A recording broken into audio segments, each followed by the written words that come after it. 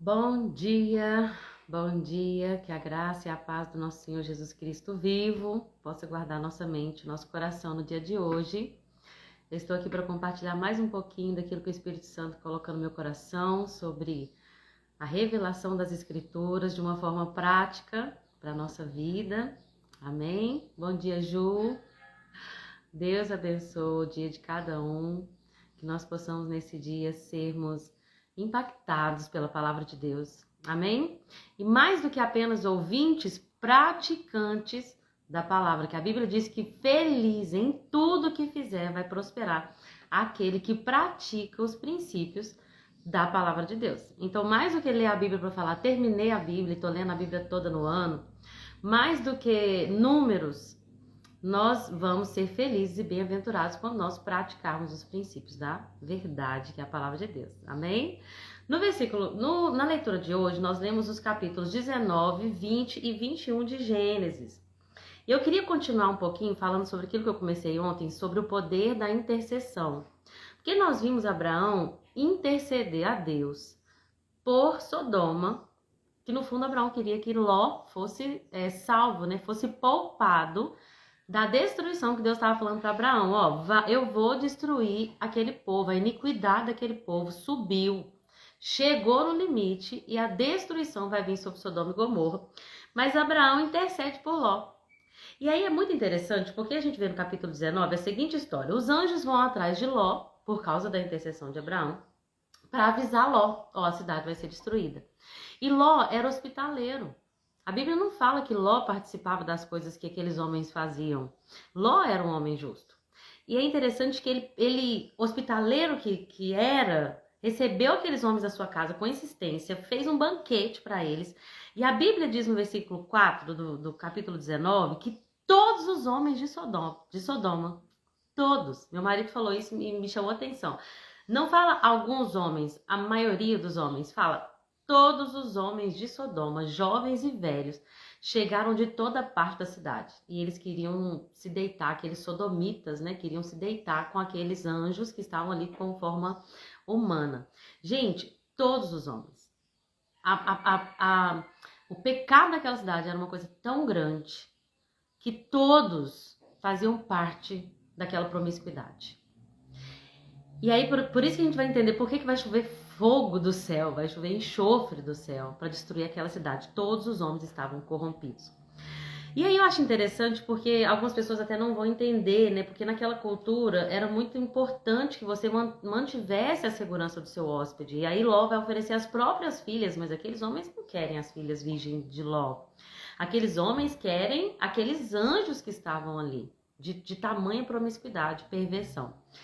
E eu não vou entrar nesse âmbito cultural de Ló, falei Jó alguma vez? Não, né? De Ló oferecer suas próprias filhas, mas eu não quero focar nessa questão cultural, porque é uma questão mais complexa, né? Principalmente para a nossa realidade ocidental, que é isso, qualquer pai deveria proteger suas próprias filhas a desconhecidos, né? Mas a gente vai ver que realmente a cultura oriental é uma cultura extremamente hospitaleira. Você deve cuidar de seus hóspedes, mantê-los seguros e oferecer para eles um banquete, oferecer alimento. Enfim, vamos continuar então. E aí eu acho interessante que os anjos cegam aqueles homens que estão tentando arrombar ali a porta de Ló. Eles não conseguem enxergar onde é a porta porque os anjos cegaram eles. E aí eu poderia até falar um pouquinho sobre isso, que eu acho interessante também quando os anjos, quando Eliseu, né? Tava ali à porta da cidade e vários homens do exército querem ali, eu não lembro qual rei, acho que é da Assíria, o exército assírio tá ali para poder pegar Eliseu, que sabia de tudo que acontecia, que o rei intentava contra a vida deles, e aí a Bíblia diz que Deus também cega aqueles homens. Então, onde que eu quero chegar? O Senhor, ele é tão poderoso que se ele quiser parar os nossos inimigos, colocando cegueiras nos olhos dele, para que eles não nos enxerguem para nos fazer mal, Deus pode todas as coisas. É Deus quem dá vista aos cegos e é Deus quem cega aqueles que também querem intentar algum mal contra a nossa vida. Confie no Senhor, amém? Mas aonde que eu quero chegar, que é muito importante. Aqueles anjos avisam Ló que a cidade vai ser destruída e falam para Ló avisar toda a sua parentela. Ló até vai falar com seus genros, mas eles não levam a sério o que Ló tá falando. A Bíblia diz que eles acham que ele estava brincando. E aí no versículo 15, foquem nisso. No dia seguinte, ao amanhecer, os anjos insistiram, rápido, tome a sua mulher. Mas aí no versículo 16, a Bíblia diz que Ló hesitava. Ló tava assim, não, a gente tem que sair, gente. Nossa, eu imagino, né? Gente, a gente tem que sair porque vai vir destruição. E ele não se posicionava, ele não ia, ele não fazia. Sabe o que a Bíblia diz? Que os anjos pegam ele. Ele, a esposa dele, as filhas dele, tomam ele pela mão e correm com eles para um lugar seguro fora da cidade. Porque o Senhor, Yahvé, foi misericordioso. É aqui que eu quero fazer um grande parêntese. Muitas vezes eu escuto pessoas falar comigo assim, eu até oro pelo meu marido. Mas sabe o que é? Quando a pessoa não quer, não adianta. Quando a pessoa não quer, gente, não tem jeito. Ela não quer. A pessoa tem que querer. Eu já ouvi isso, gente, milhares de vezes. E eu já fui uma das pessoas que já falou isso. Mas Deus tem me ensinado nos últimos anos. O poder da intercessão. Que é mesmo quando a pessoa não quer.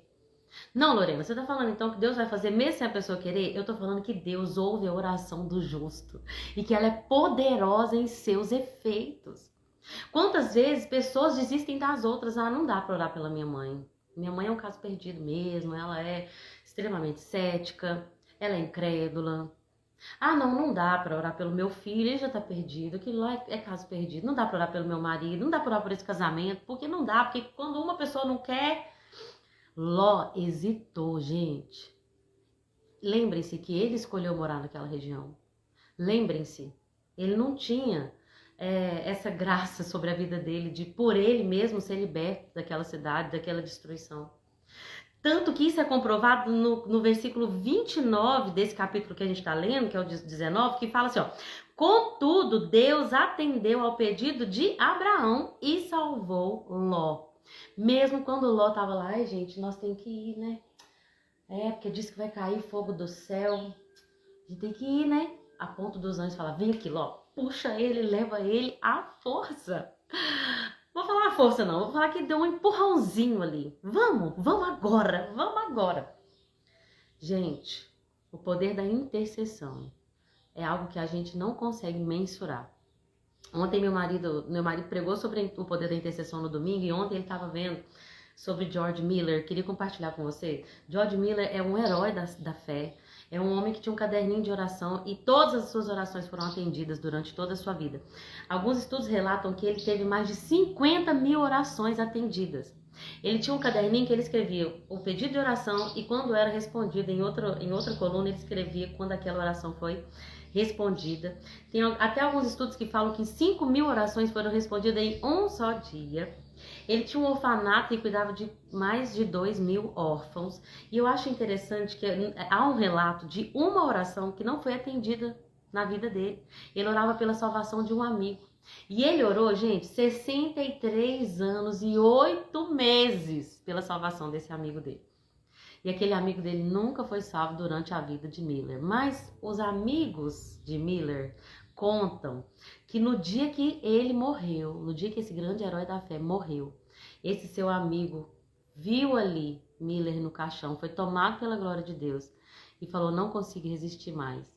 E ele foi salvo no dia do enterro do George Miller, que orou 63 anos pela vida dele. E quanto tempo você tem orado pela salvação dessa pessoa que veio na sua mente aí agora? Gente, Jesus vai falar em Lucas 18 uma parábola e ele fala assim, ó, eu vou contar para vocês uma parábola sobre orar sempre e não desanimar. Orar sempre e não desistir. E aí ele fala, havia numa cidade um juiz iníquo que não temia a Deus e não fazia o que as pessoas queriam. Olha só, ele não queria. Ele não queria fazer o que era certo.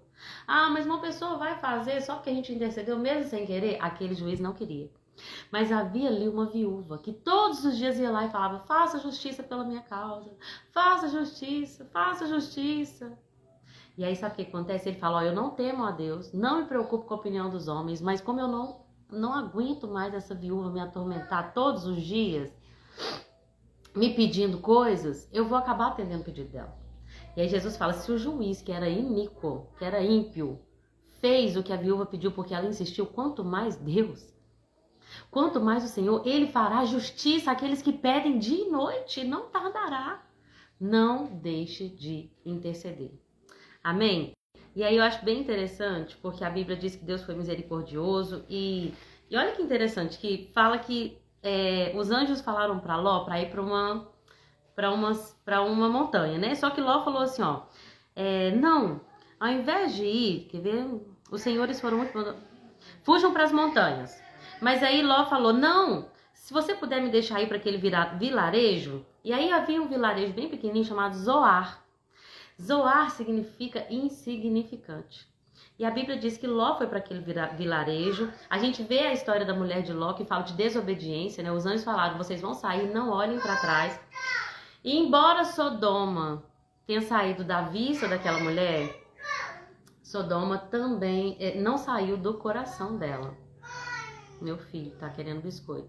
Tem um biscoito aqui ainda, ó.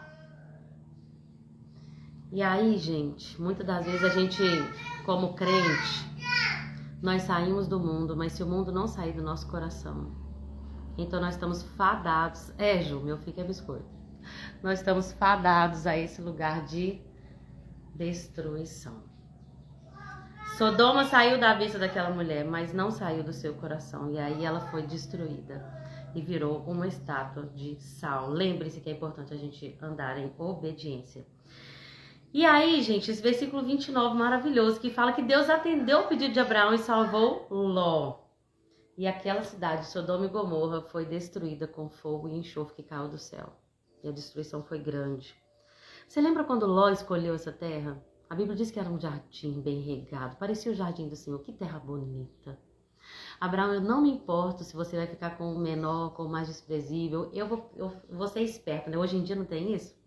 Seja o esperto, o mundo é dos espertos. Escolha rápido, seja o primeiro. E aí Jesus vai falar, porque os primeiros serão os últimos e os últimos serão os primeiros. Abraão ficou com o pior, com o resto. Escolhe Ló. Escolhe para onde você quer. Ló não pensou no seu tio, Ló não honrou seu tio. Ló escolheu o que ele viu, que ele achou que era melhor. E olha que interessante que a Bíblia diz que Sodoma e Gomorra, que era o melhor de Ló, foi destruído e até hoje as quantidades de sal ali. Verdade, Ju. Essa frase que todo mundo usa, que acha que o melhor, o mais esperto é o que vai sobressair. Mas a verdade, gente, é que se você estiver em Deus, você pode estar num deserto. Você pode ter ficado com a pior parte, mas com ele torna o pior o melhor de todos. Porque Abraão ficou com o resto. Talvez naquele momento ele pensou, poxa, Ló escolheu o que era melhor, eu não tinha uma promessa de Deus que ele me daria essa terra, mas, como eu estava dizendo, até hoje aquela região do Mar Morto tem tanto excesso de sal que ela é infértil. É uma terra infértil. É uma terra que não produz mais nada, que não tem jardim, não tem mais nada. E aí, Ló ficou com Zoar. No final, sabe o que aconteceu? Deus foi abençoando Abraão, né? E agora Ló, que tinha Sodoma e Gomorra, foi destruído, ficou com uma região insignificante, que era Zoar. E agora no versículo 30 fala que ele deixou Zoar. Até o pouco que ele tinha, ele perdeu. Ele deixou Zoar e foi morar numa caverna com suas filhas, porque ele tinha medo do povo daquela cidade. Foi morar numa caverna. Cuidado, não escolha as coisas baseadas na sua vista, porque as nossas vistas são enganosas. Escolha baseado numa palavra de Deus.